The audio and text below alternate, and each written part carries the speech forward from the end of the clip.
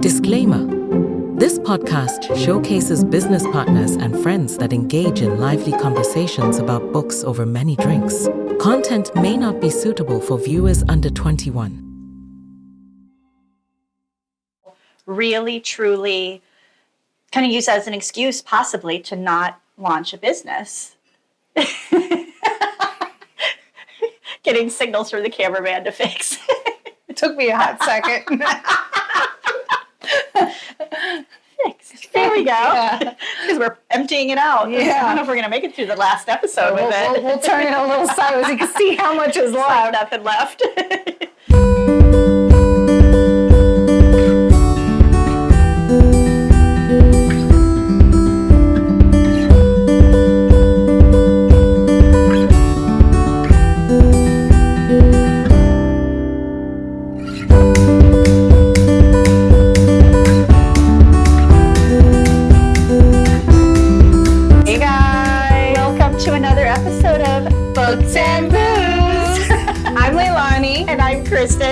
And we created this podcast to take you on a journey with us, really, of literature and libations, if you will, just to show how business can be fun. Yeah, right? Business can be fun and boozy. And boozy. So grab a good book. Get some great booze. And get a great buddy to share it with. Cheers, my friend. Cheers. Hey, guys. Thanks for joining us today. So, Kristen, what are we drinking? Tower Vodka with just a little citrus and basil. Because delicious. It's that good, and I have that much basil growing outside. I think it's as tall as... She doesn't have a basil plant, she has a basil tree. Yes. Yeah, it has taken over, but it's beautiful, okay. Though. Basil's amazing, and it smells so good. Yeah, it does. And then we've been going through the book Daring Greatly by Brene Brown, which a good friend of ours, like a sister to me, Sarah. Hi, Sarah. Hi, Sarah. Recommended. And, you know, Brene has really made a study of acceptance. I mean, she talks about shame, you know, and vulnerability. Yeah. But I think, you know, what I really read into it is accepting yourself and accepting others and that growth. And through a business lens, you and I both a few episodes ago were like, okay, how are we going to pull this into a business concept? It's a great book. It's a great book. It's a great book, but part of me as I'm reading, I'm like, I understand, like, there are parts of it that could be applied to business, but then a part of me was like, no, why am I reading this in relation to a business? Yeah. But as we spoke about it, it really did start to come together, and more so for Kristen, I love the way her brain works, so she was able to, like, piece everything. I was like, yeah, that's true. Well, and coming from the corporate sector, a lot of corporations are really trying to take the gap between being a manager and being a leader. Yeah. And part of that is being a human, right? Managers are almost like robots. They just get things done, whereas a leader... Yeah, well, and that's, you know, managers are I guess, robotic in that sense, but it comes from the top down, right? That's how they were trained in their corporate training. It trickles on down. And what I really like about Brene is that she came in and she's like, you know, we still need to remember to be humans. And so just kind of going into how can we transition and translate vulnerability and shame to the corporate environment, which will then translate down to all the leaders and all the team members. Interact with each other, how you interact with your customer and your team. But what I was really reading in through this is entrepreneurs, like, we go through a lot of complex emotions as we thinking about launching a business and wanting to launch a business. And then once we have launched a business, there's often a lot of self-doubt and fear. And a lot of that comes from just not kind of owning and accepting that it's okay to feel vulnerable, you know, what is courage and all of that. Yeah. So in her fourth chapter, right, she digs into what she calls Vulnerability Armory. So it's all the different things in our arsenal, if you will, that we build up that we hide behind, I guess. Yeah, it's a mask. That's exactly. The Greek word for persona means stage mask. Very good. Thank you. This is so true. I feel like we learn at a really young age who we can be real with and who we can't. And unfortunately, that even more so trickles into the workplace. Yeah. And I think when you go to launch a business too, you've got family members who are the doubters, and you've got friends who are like, are you sure you want to do that? And so you learn to put on this like mask because you want to be perceived as the person that's got it all together. You're doing the right thing. You can handle it. Yeah, you're feigning strength at this point, you know, and it's not the family members.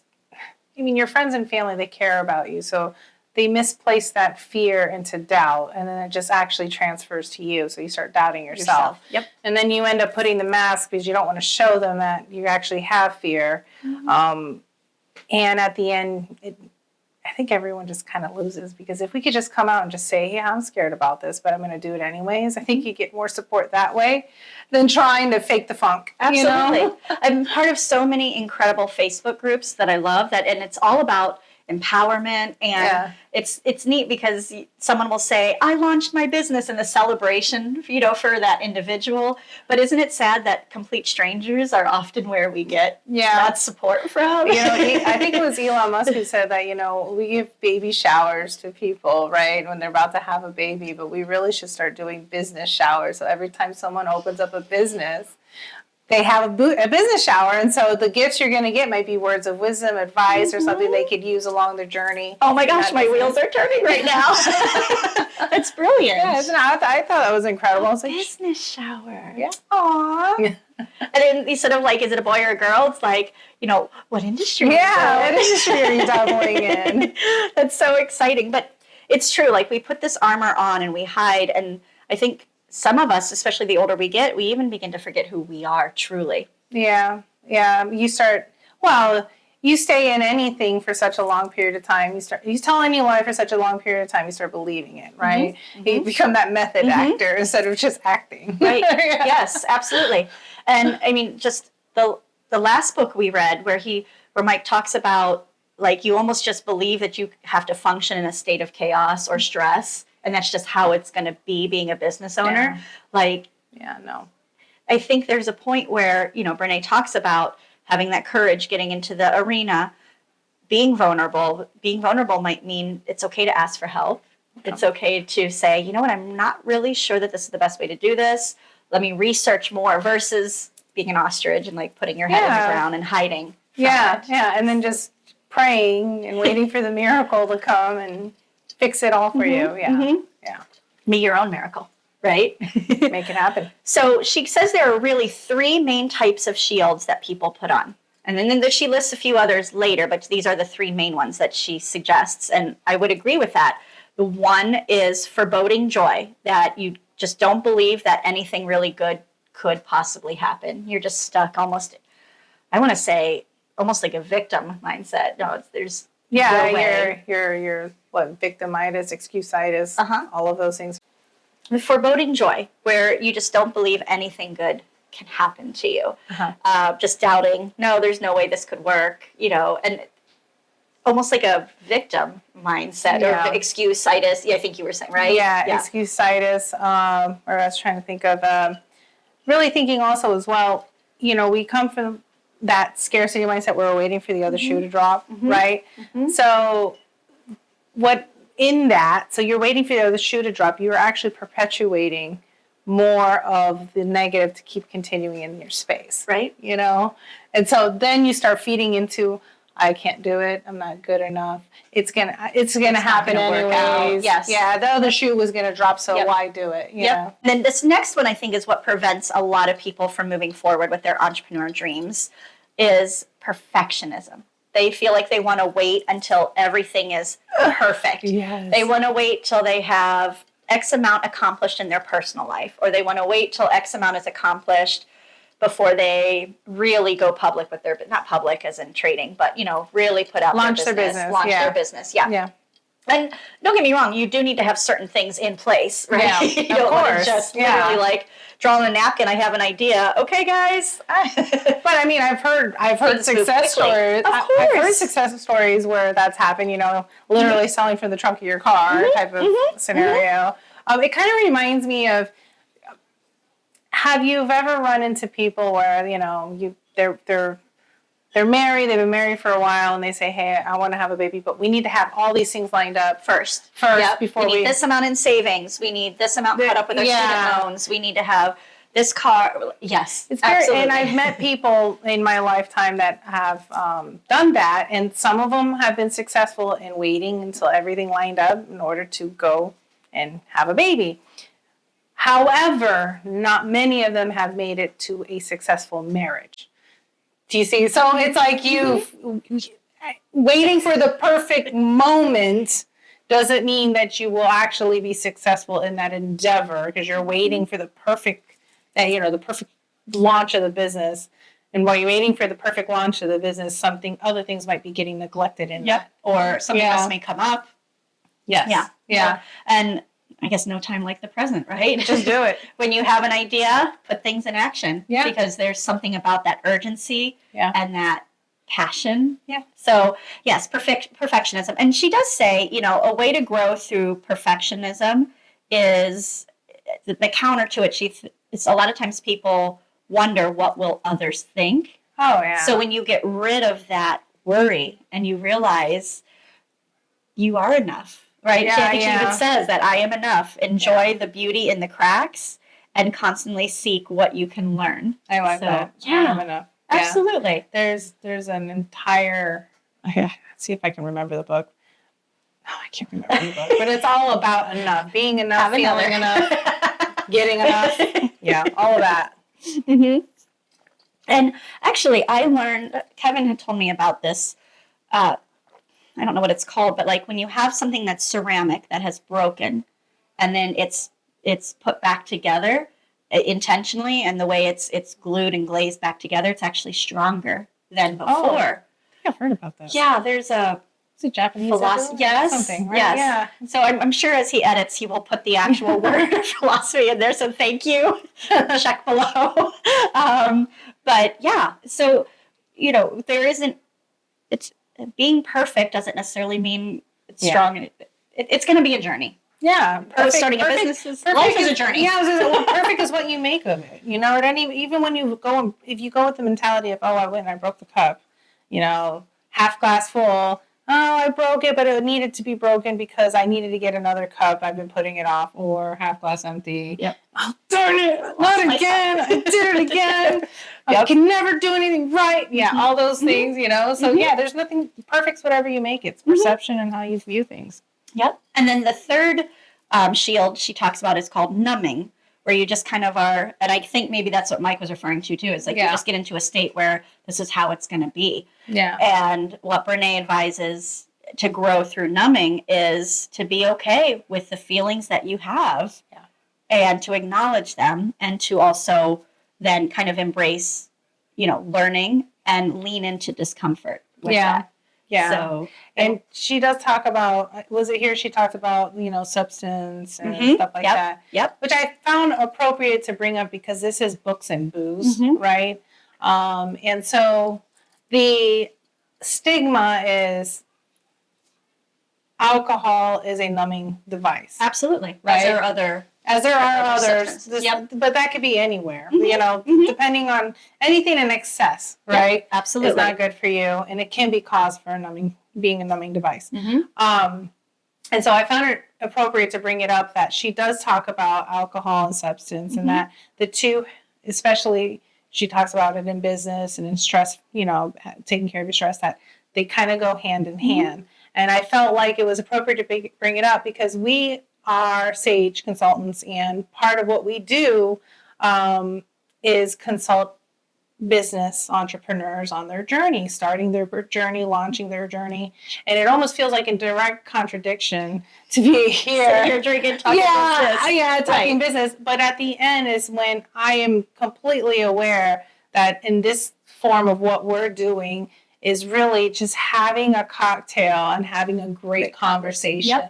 Right? And discussing things that inspire us, discussing topics that we like to indulge more into and learn more about and stuff like that. And so I'm not numbing anything here. Right. No. Because when it's time with our clients or business hours, if you will, then we're 100% and Yeah, and we even had where I had crappy internet the other day, and she's like, "Do you want to do this virtual?" And I'm like, "I can't. The internet's better in my office, but I don't think I want to put booze inside my office." You know? Yep. There's a time and place for everything. And there was a time and place for everything. So I just found it appropriate to bring it up because, you know, booze, the numbing devices are only numbing if you're doing it to escape something. If you're trying to suppress feelings that you don't want bubbling to the surface. But the devices are only numbing in that capacity. Yep. You know, if you're not in a full awareness of what you're doing. Absolutely. She also says that oftentimes technology is a numbing substance as well, right? You were telling me that you used to do it. Yeah, when I was kind of in a dark place mentally and emotionally, I would just literally get home from work. I would go to my room. I wouldn't even eat dinner, and I would just play stupid games on my phone until I fell asleep. Yeah. And so, you know, Brene being, you know, everything that she has studied, you know, and we even read this in Atomic Habits, but giving yourself boundaries. Yeah. Right. In Atomic Habits, they had said, you know, delete certain things from your phone, and you can only get to it when you go to your work computer. Yeah. Because it's the other thing. I mean, it's not always about games. Sometimes people are addicted to checking emails. Yeah. Or checking likes or social media responses. Just sitting on YouTube, watching great books and booze podcasts. Right? You know? Only 3 a day, guys. Limit yourself. Take it easy. But it's true. You know, you have to set boundaries and kind of give yourself almost a schedule if you know that you're prone. Yes. You know, to falling into that numbing cycle. And that just brings me back to awareness. You know, if you're aware, I actually went through a period of time where I said, you know what, I noticed I was drinking way too much wine. I said, okay, I got to cut it back because it became habitual in the fact that I was only doing it to fall asleep. And that was my device, right? You see, and so that's when you bring it back into your awareness and you say, okay, wait, what am I actually using this for? You know, you can take control back again. And I think that's really just saying, don't lose control. Not control is not the word I want to say, but don't work in default, you know? Be intentional about what you want to do. Yes, I love that. And be aware of what it is that you're doing to yourself and to others, right? And that's what she's saying, you know, don't just screen scroll, there's a word for it. Anyways, have another. Yes. So she goes through a few other, she says, lesser known, but sometimes used shields. And she calls these for Viking or victim, letting it all hang out, basically misuse of the sharing of the vulnerability. Serpentining, I guess, right? Where you're like going all over the place. And then cynicism, cruelty, criticism. And I like this one. Yeah. And it, you know what, I guess I've seen even myself fall into various one of these when I do feel vulnerable or scared or unsure in any aspect of life. And I guess it goes without saying, when you go to launch a business, yes, you want things to be right, business, technology-wise, operational-wise, everything like that, but things got to be right for you personally, too, because your business is you. Yeah. So this is a great book, not only to try to read through the lens of a business, but we all have things that we've experienced in life. We've all had journeys, some of it painful, some of it exhilarating.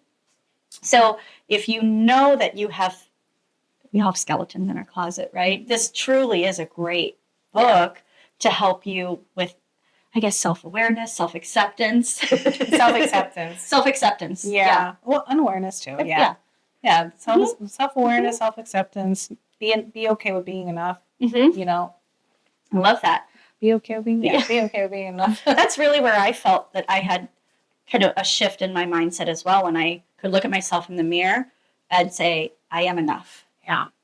Like, it's hard to look at yourself in the mirror and say, you're amazing. Or, I mean, I guess you could do the hype. You're awesome. You're amazing. You got this. You'll get the sale. You'll close the deal. It's easy to hype, but to like be really raw and be like, you are enough.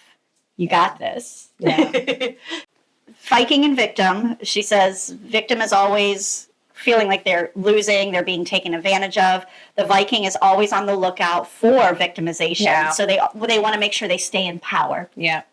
And stay in control. Yeah. And when you go to launch a business, I think this is a hard thing to realize as well. You're not in control. or you fight so hard to stay in control, or you know that you need to bring somebody into the business to support you, but you're still like, I'm just going to do it myself. And, Mike advised against this. E-Myth, advised against it. You get to a point where are you the one that absolutely has to do it, or can you pass it off? Outsource it. Yeah. And then she talks about, letting it all hang out, oversharing, misuse of sharing. And I guess that's where like, oh, I'm dealing with this and I'm dealing with that. And she really talks about in a previous chapter, just you need to have your trusted few who are going to take that vulnerability. I like how she was talking about the whole oversharing thing, because I've been around people where they're oversharing all of their problems, seeming very vulnerable. But when you overshare, it's almost like, it's like too much candy. You're like, look, it desensitizes me from caring. What you're looking for is actually the opposite of what you're going to get when you overshare too much, because then it's like, what is genuine? Which one of those feelings are genuine, or are you a drama mama? So that's where I like where she's like, but she put it in a very great technical form, and she broke down what drama mama is. So it was cool. And then she goes through serpentining, where you're kind of dodging around, trying to avoid vulnerability and shame. Yeah. And then I really like this cynicism and cruelty, because she takes it back, and criticism. She takes it back to really the original, where she got the title of the book was Roosevelt's, quote. Yeah. About it really doesn't matter what the critic says. What matters is who's actually in the arena. Yeah. And whether they win or they lose. If they lose, or if they had a temporary setback as a learning opportunity, right? Yeah, exactly. They did it daring greatly. Yeah. Mm-hmm. So I think this was an emotional chapter to read, because it kind of holds a mirror up to you. Oh, yeah. Yeah, you start redefining everything you thought you knew. About yourself. About yourself. And realizing, even though you try to be super open and super honest and super vulnerable, you have armor up, even with your closest friends and your spouse or your partner still, because you want to be strong for them, or you just doesn't feel good to feel. I think especially most business owners go into this where the more level-headed ones, or the people look to for advice, or they look to for help. And so having to change that hat and be the one that needs the advice or needs the help, sometimes you tend to have a difficult time doing that, So she kind of threw it up in your face and was like, everyone needs help at one point in time. Everyone has those vulnerable moments. Vulnerable moments. Yeah. And so who's your marble friends? Your marble friends. Absolutely. From previous chapters. Yeah. Yes. Very good. Well, emotional, but really good. Yeah. And I think something you definitely, as we you look towards launching a business or growing a business, or even just wanting to succeed, I guess, in life, relationships, the corporate world, just realizing these different, things we put up, and not being so hard on each other on ourselves. Yeah. And I think one of the great things about this book is knowing vulnerability and shame, right? Or acknowledging vulnerability and shame within yourself. You will be okay for asking for help in launching your business, because that's the other thing. I think now in this age of YouTube University, everyone thinks they can go and learn it themselves. And the reality of it is you need a tribe of people behind you that can help you flourish, so be vulnerable and ask for help. Ask for help. Yeah. We're happy to help. All right, friends, this was great. Yes. Yeah, it was good. We've got one more after this one more chapter yet that we'll get into. She has more in the book. It digs into a lot of parenting perspectives as well. So just heads up, we're not necessarily going to get into that, but she does dig into, some really great business perspectives as she wraps her book up. So friends, this is part of the fun part of what we do. Everything we do is fun. Everything's fun. Right? The Books and Booze, spun from Saige Consultants. So if you are wanting to launch your own business, or you have a business and you're just, was I really ready to do this? We have some really great digital materials, that you can really work through at your own pace and have access to Yeah. right? And So they'll help you on your entrepreneurial journey. Right? Absolutely. And helping you out with your mindset. I think that's the biggest part. They'll get your mindset ready to go. yes, absolutely. So join us next Saturday or anytime. I mean, these YouTube, they're always there. Anywhere. But scroll. But not too long, right? 3 episodes a day. Everything in moderation. But y'all, thank you so much for joining us. We are working on building this community, getting ourselves out there, so it helps us. If you enjoyed this, you could like, subscribe, share, really helps, spread the love. So thank you. And in the meantime, pick up some incredible booze, this Tower Vodka. Yes, read a great book. Really great book. And then get an amazing buddy to share it with. Bye, y'all. See you next week. Thank you. So the Viking, so Viking victim, she says, oh my, okay, great. Kev. We wanted sound effects. Oh no. Poor thing. Can I make that my ringtone? Nola's not feeling so good right now. Yes. Yeah, because her mommy's here. Oh, no, you was too much sweet. Okay, Poor baby. It's the carrots. Oh, yep. Poor baby. Oh, she's even shivering when she's drunk walking. Poor baby. The joys of filming at home. Brought to you by a live studio audience of tails and paws. Tails, paws, and puke. Yeah. Oh, poor Nola. Okay.